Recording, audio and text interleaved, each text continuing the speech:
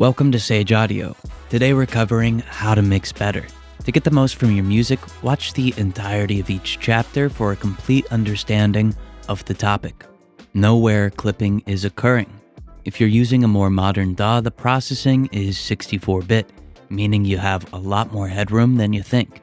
Notice that when the signal hits unity on a channel's meter, it turns yellow, not red. This is the DAW's way of saying that you're not creating clipping distortion. The same could be said about 64-bit plugins, although some analog emulations purposely cause saturation at higher input and output levels. In short, the only place you'll find hard clipping distortion is at your stereo output. If you have a mix that you need mastered, send it to us to receive a free mastered sample of it with the link in the description. Know some key free plugins. Free plugins are often great at single simple tasks, which means that they can come in handy when you're mixing. For example, Fresh Air by Slate Digital is perfect for making an instrument or a bus brighter and airy. Or FET by Synthesize is a fantastic transistor emulation for distortion. I use both of these plugins on a regular basis when I'm mixing, so I'd recommend them. Let's take a listen to them. You stole all my dreams, but I like it, Tell me if I am the one that you like it. You stole all my dreams, but I like it. Prioritize saturation. Saturation is an incredibly powerful effect. It compresses, adds harmonics, and subtly equalizes depending on the harmonics that form. Now, it's my go-to effect when mixing, and it works incredibly well at covering a lot of bases when your CPU can't handle that many more processors. Some saturators also subtly change the frequency response regardless of the harmonics that are being used, so they can really accomplish a lot. Let's take a listen to some saturation. You stole all my dreams, but I like it, Tell me if I am the one that you like it. You stole all my dreams, but I like it.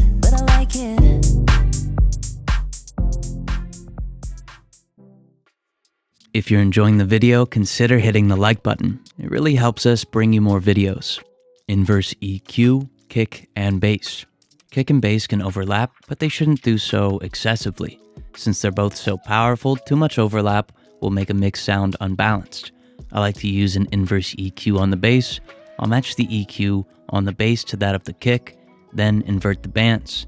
Since the bass covers more of the frequency spectrum, it helps to shape this one around the kick instead of vice versa. Let's take a listen. You stole all my dreams, but I like it, Tell me if I am the one that you like it. You stole all my dreams, but I like it. Use crosstalk or binaural panning. Stereo imaging is important, especially when you start adding lots of instrumentation that needs a unique space. To do this, try using a crosstalk plugin that'll create realistic stereo expansion. I also enjoy the sound of Logic Pro X's binaural panning tool, which lets me more accurately place the instrument. Definitely don't use this on the kick, bass, or any other instrument you can't afford to lose when converting a stereo mix to mono playback. Let's take a listen to this type of panning. You stole all my dreams, but I like it,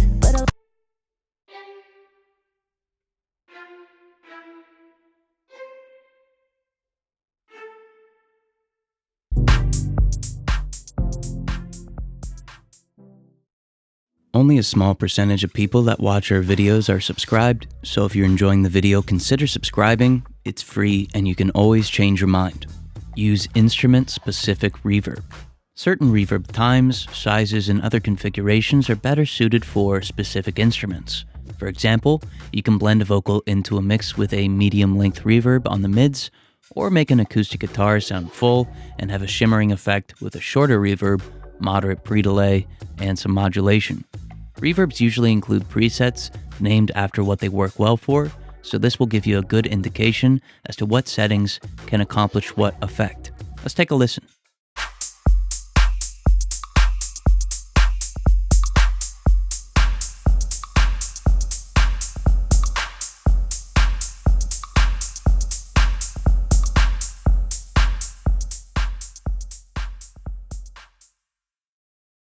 After adding effects, re-level. When introducing effects, I don't always compensate for gain changes for one reason or another. That said, I re-level the individual channels and buses after the processing has been added. Even if you do compensate for gain changes within the plugins, the frequencies of the signals have likely changed. Subsequently, the phase relationships between the tracks will be different, the perceived loudnesses will be different, and so on. So, it helps to reassess all levels via your channel faders before you finish a mix. If you'd like our custom plugin presets, audio samples, loops, download sheets, a members-only badge next to your name in comments, and more, consider joining with the link in the description. Try an intelligent EQ on the mix bus. Intelligent EQs play a very important role when mixing. They shift the frequency response depending on what signals are present to minimize the effects of masking and create a balanced mix. Although this may just seem like cheating at first, the effect that these types of plugins create can't be replicated, since the bands, dips, and boosts all depend on the incoming signal. In order to mimic this with traditional mixing, we'd need to automate our EQ settings for each instrument, depending on the notes being played, what other instruments are present, and so on for the entire song, which would take so long and probably not be as accurate as this plugin. Now, it's a lot more reasonable to use an EQ like this one, utilize very subtle settings, and then balance the mix. Let's take a listen to it. You stole all my dreams, but I like it, Tell me if I am the one that you like it. You stole all my dreams, but I like it.